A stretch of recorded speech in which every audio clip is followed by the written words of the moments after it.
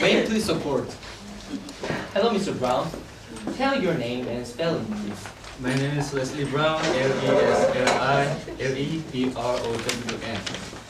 Please give the court your background information, please. I have a BA degree in secondary education, and I'm certified to teach English and social studies in the state of Utah.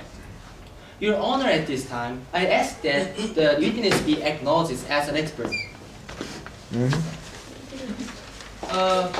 Mr. Brown, what was your relationship with Chris Moss? I've been a teacher in the Metro City High School for the past 4 years, and I teach English and social studies in Metro City High School, and Chris was one of my social study class students. Thank you, Mr. Brown. What was your primary goal in teaching your class? In my classes, I try to meet individual needs of students. I like to see them to reach their potential.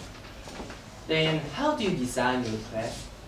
For that reason, my classroom activities are designed to help students succeed. Well, we develop small group activities like discussions, presentations, and mock trials, debates, and students have to prepare. Then, Mr. Brown, how do you help those students who have difficulty following the class? I certainly have some various levels of students. Some have difficulties with writing, and some with readings, and some students lack verbal skills. So I set up the activities so that every student can participate, even if some of them lack of necessary skills. For example, before we do a role play, I make a good student read parts out loud. So this way, if students are not capable of reading the material, they still can participate. Thank you, Mr. Brown. And how do you evaluate your students? I do the same thing with the evaluations. These are several components when I gave students the grades.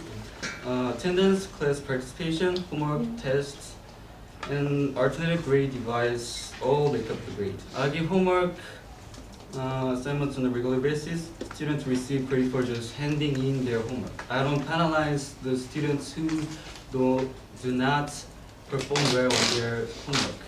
I want to encourage them to reach their potential and just try their best to do their homework. Okay, Mr. Brown. How do you help those who do not perform well on tests? Sometimes I don't give the usual exam, but rather alternative grading material, which is a mock trial.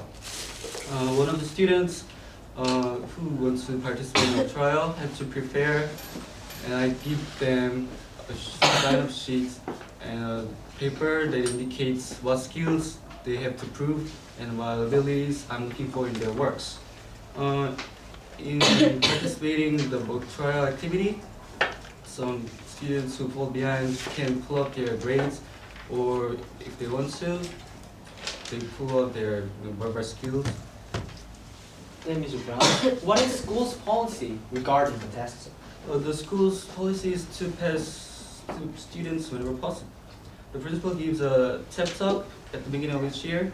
We're told our students should be helped to meet their potential. Our learning programs and evaluation system should be designed to help students progress to the best of their ability. Mr. Brown, then, did Chris Moss participate well in your class? Yeah, he participated very well.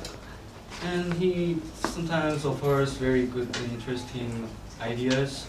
He helps the class a lot, and he doesn't hesitate when he has an idea. Can you tell the court Chris' other activities except participation? He was actually not a very good test taker. His written work was poor, and his test grades reflect that. Most of grades were C or D. However, Chris did so well on special projects like mock trial. Last year, he was a winner in our mock trial, and in the citywide competition, it was best work made when he's interesting and the co-worker is good. Thank you, Your Honor. Leaving on. Thank you. Cross-examiner.